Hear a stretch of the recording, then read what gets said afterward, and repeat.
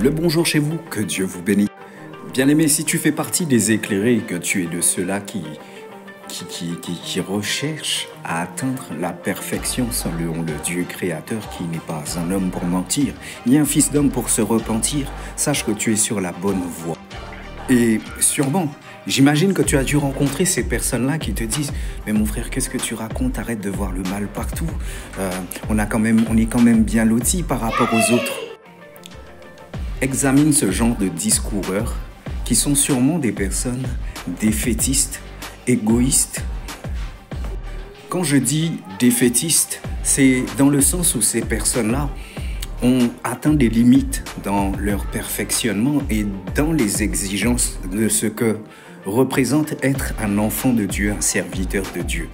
Se laissant aller à une certaine facilité, la seule chose qui importe et qui a pu importer pour eux, c'est qu'ils puissent se faire une place parmi tant d'autres et de se considérer comme étant chanceux parmi ceux qui en ont moins que lui, que elle. Donc voilà, la complaisance du défaitisme.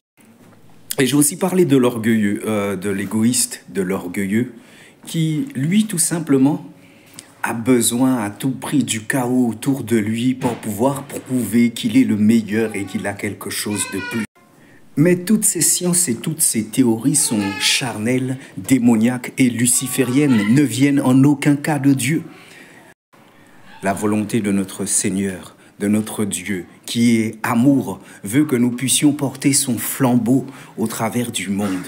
Et nous qui sommes forts, nous devons soutenir, relever les plus faibles. Nous devons tout simplement contribuer au bien les uns envers les autres.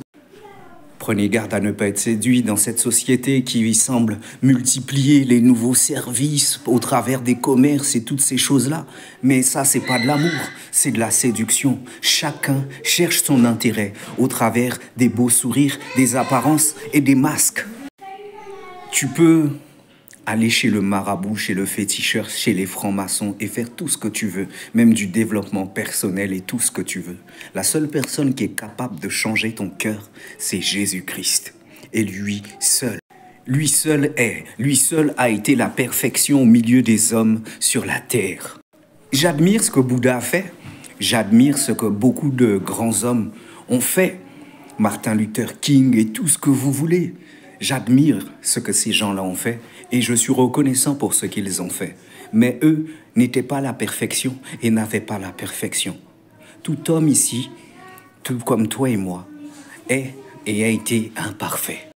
Sans Dieu, nous sommes en échec. Sans Jésus, nous sommes perdus, menant une vie d'apparence et combattant par nos propres forces. Nos cœurs sont malades et nos intérieurs se consument sans lui. Le monde a besoin de Jésus afin de voir les choses telles qu'elles sont. Parce que le système dans lequel nous vivons là est orchestré par de grands manipulateurs, de grands séducteurs. Et beaucoup sont encore dans l'inconscience, sous l'emprise de leurs bourreaux. Le monde a besoin de discernement. Le monde a besoin de Jésus-Christ. Donc voilà. Éloignez-vous de toutes ces personnes-là qui se complaignent de ce qu'elles ont au détriment des autres. Cela ne vient pas de Dieu, ce n'est pas le cœur de Dieu. De tous ceux-là qui crient à la paix au milieu du chaos. Et réalisez que c'est tout sauf l'esprit souverain et saint de Dieu qui les anime. Discernez. Discerner en tout temps, discerner en toutes choses, si ce qui sort des hommes et des uns et des autres vient de Dieu. Sans ça, nous sommes perdus. Sans Dieu, nous sommes perdus. Et moi-même qui ai rencontré le Seigneur, je ne cesse de pouvoir m'asseoir encore pour pouvoir recevoir ses enseignements. Et de gloire en gloire, il me permet de voir de plus en plus clair et de pouvoir palper des choses insondables et des choses profondes à l'entendement humain. Et c'est ce qu'il veut pour toi, c'est ce qu'il veut pour nous, parce que le monde est en train de s'engouffrer, de s'embourber, de s'enliser dans les ténèbres, sans même qu'il ne s'en rende compte. Une forme d'anesthésie lente, une forme de tromperie meurtrière sous apparence de distraction et de quelconque maîtrise de ces pseudo-puissances. Sortez du mensonge. Sortez du mensonge. Que vos yeux s'ouvrent, que les écailles de vos yeux tombent. Au nom de Jésus.